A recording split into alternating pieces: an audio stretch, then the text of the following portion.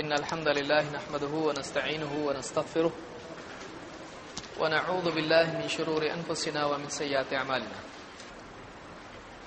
من يهده الله فلا مضل له ومن يضلل فلا هادي له وأشهد أن لا إله إلا الله وحده لا شريك له وأشهد أن محمدا عبده ورسوله أما بعد فإن خير الحديث كتاب الله وخير الهدي هدي محمد صلى الله عليه وسلم وشر الأمور محدثاتها وكل محدثة بدعة وكل بدعة ضلالة وكل ضلالة في النار.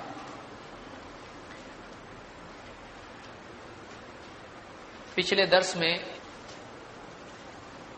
توحید صحیح عقیدے کی اہمیت سے متعلق دو باتیں ہم نے دیکھی تھی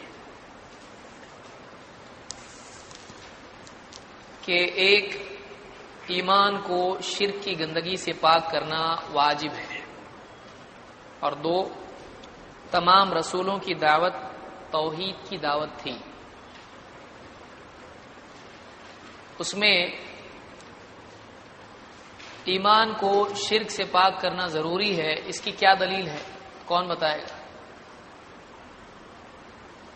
قرآن کی کون سی آیت ہے جس میں اللہ تعالیٰ نے بتایا کہ ایک آدمی کے لیے ضروری ہے کہ وہ اپنے عقیدے کو شرک سے، اپنے ایمان کو شرک سے پاک کرے؟ کون سی آیت ہے؟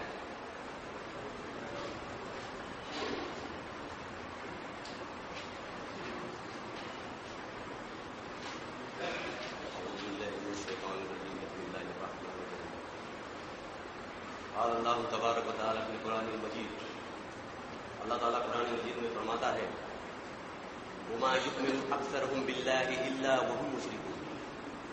ان میں سے اکثر لوگ ایسے ہیں جو اللہ پر ایمان لانے کے باوجود بھی مشرک ہیں.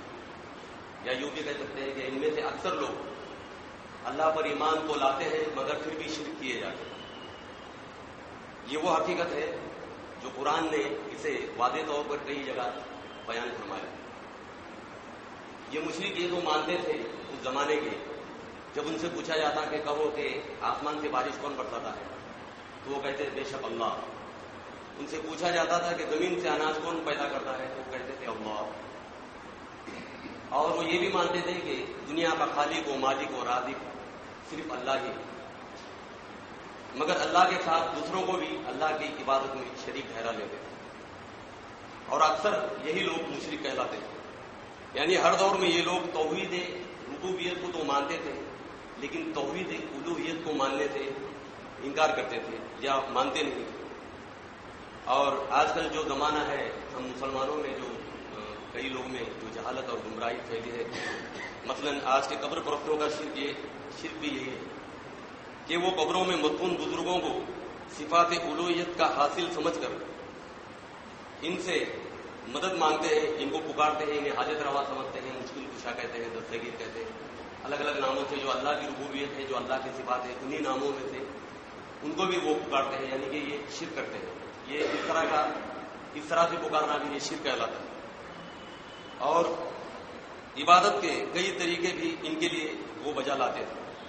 اس سے نیک عمل تو برباد ہوتے ہی ہیں اور ساتھ ساتھ ایک بندہ جنت سے محروم کر دیا جاتا ہے اور جہنم کا ایندھن بنا دیا جاتا ہے.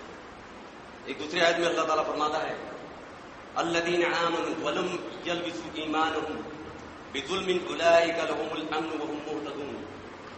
جو لوگ ایمان لائے اور اپنے ایمان کو شرک سے گندا نہیں کیا، انہی کے لیے سلامتی ہے اور یہی لوگ ہدایت یافتہ ہے اور یہی لوگ راہ راست پر چل رہے ہیں.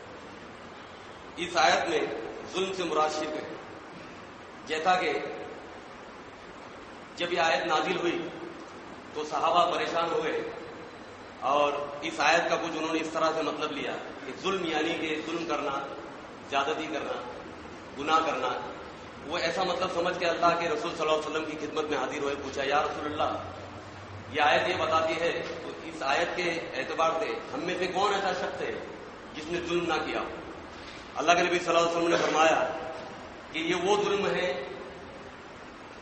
جو شرک کہلاتا ہے. تم جو ظلم سمجھ رہے ہو اس سے مراد یہ نہیں، کیونکہ یہ اللہ تعالیٰ نے اس ظلم کے بارے میں کہا ہے جو شرک کہلاتا ہے، ظلم عظیم ہے.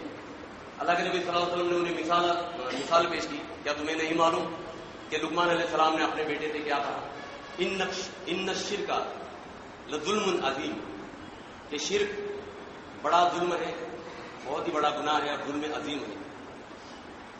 اور اللہ تعالیٰ ایک اور آیت میں فرماتا ہے کہ تمام نبیوں کو، اے محمد صلی اللہ علیہ وسلم، تمام نبیوں کو ہم نے تم سے پہلے جتنے بھی گزرے ہیں انہیں بھی تاکید کی ہے، اور تم سے بھی کہتے ہیں لئن اشرکت لیحبطن عملک ولا تکونن من الخاسرین۔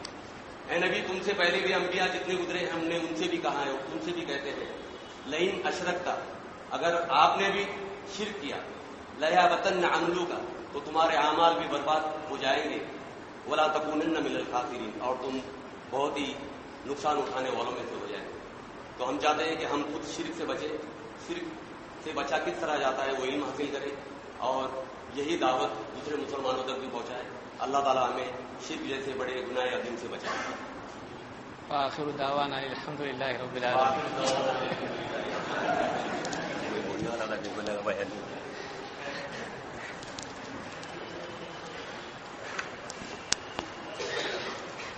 میں امید کرتا ہوں کہ اگلی مرتبہ بغیر کاغذ کے ہو گئی ہونا چاہیے۔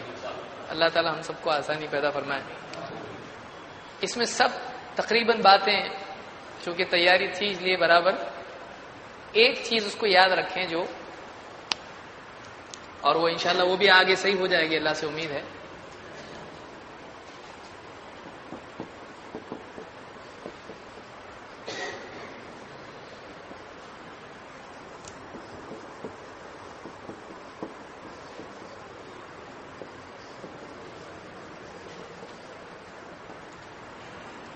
تھوڑا سا پڑھنے کا فرق معنی کو بدل دیتا ہے، ڈرنے کی چیز نہیں ہے، سیکھتے سیکھتے سب آتا ہے۔ یہ ہے وَلَتَكُونَنَّ مِنَ الْخَاسِرِينَ، اور تھوڑا سا لام کو اگر آپ نے پھیلا دیا تو کیا بن جائے گا؟ وَلَتَكُونَنَّ مِنَ الْخَاسِرِينَ۔ وَلَتَكُونَنَّ، یہ لام جو ہے یہ لام یقیناً کے لیے ہے، وَلَتَكُونَنَّ مِنَ الْخَاسِرِينَ، اور یقیناً تم خسارہ اٹھانے والوں میں سے ہو جاؤ گے، یعنی یہ پازیٹو سینٹنس سے ایسا ہوگا ہی۔ اور یہاں پر وَلَا تَكُونَنَّ، تم ہرگز مت بننا کے معنی ہے اس کے۔ عربی زبان بہت اچھی زبان ہے، اللہ ہم سب کو سیکھنے کی توفیق دے۔ وَلَا تَكُونَنَّ مِنَ الْخَاسِرِينَ، یعنی تم ہرگز بھی خاسرین میں سے مت بننا، تو یہ معنی اس کے ہوتے ہیں۔ اور وَلَتَكُونَنَّ، تو یہ کیا ہے؟ لام پازیٹیو ہے، اور یہ لا کیا ہے؟ نیگیٹو ہے، لا الہ الا اللہ، نہیں۔ اور یہ لا کیا ہے؟ ہاں۔ تو دونوں میں کیا ہوتا ہے؟ تھوڑا سا فرق ہونے سے فرق ہوتا ہے۔ اس لیے جب آپ یاد کریں آیتوں کو، گھبرانے کی ضرورت نہیں، اور تو عربی بہت ڈینجر نکلا تو پڑھنا کہ نہیں پڑھنا، کوئی بات نہیں، ہم جان بوجھ کے پڑھ رہے ہیں ایسا نہیں، سیکھتے سیکھتے جو چیزیں اس طرح کی ہوتی ہیں اللہ کو معلوم ہے کہ نہیں معلوم ہے۔ انسان بعض اوقات نہیں معاف کرتا ہے، اللہ معاف کر دیتا ہے، کیونکہ اللہ ظاہر و باطن دونوں کو جانتا ہے۔ تو ایک انسان سے پڑھنے میں اگر کوشش کے دوران کچھ اس طرح کی غلطیوں کوئی بات نہیں، لیکن آدمی اس کو مزید سیکھتا رہے، تو یہ فرق یاد رکھیں۔ قرآن کی آیت ہم نے دیکھی الذین آمنوا ولم یلبسوا ایمانہم بظلم اولئک لہم الامن وہم مہتدون۔ اس میں امن اور مہتدون سے متعلق کچھ باتیں پچھلے درس میں ہم نے دیکھی تھی، وہ کیا ہے؟ کون بتائے گا؟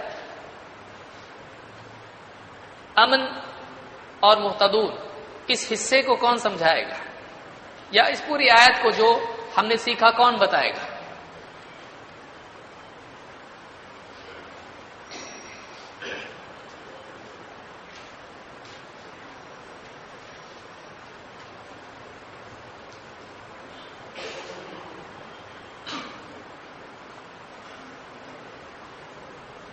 آئی کوئی نہ کوئی آئے؟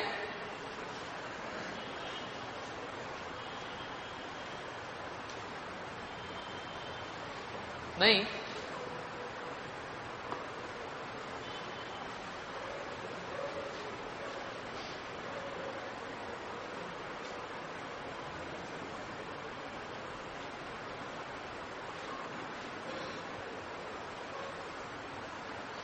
آج اس لیے پیچھے بیٹھنے والا ڈرے گا آدمی آئندہ عالم میں اچھے آئی جان بچی،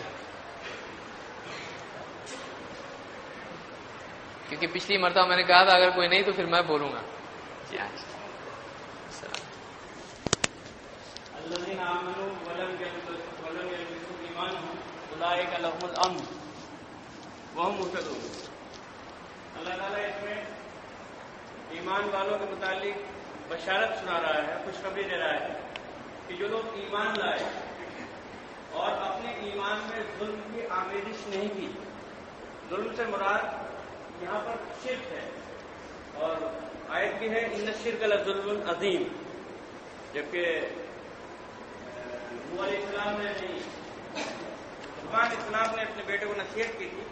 اس آیت کا خلاصہ جب اللہ کے رسول صلی اللہ علیہ وسلم سے معلوم کیا گیا، اللہ کے رسول صلی اللہ علیہ وسلم نے فرمایا کہ لقمان علیہ السلام نے جو تو لا الہ الا کا مطلب یہ توحید ہے تو یہ کہا تھا یا کہ اللہ کے سوا کوئی عبادت کا حقدار نہیں ہے. یہ ہے لا الہ کا مطلب. لا الہ کا مطلب یہ نہیں ہے کہ خالق مالک اور رازق، کوئی شک نہیں وہ اپنی جگہ پہ توحید ہے.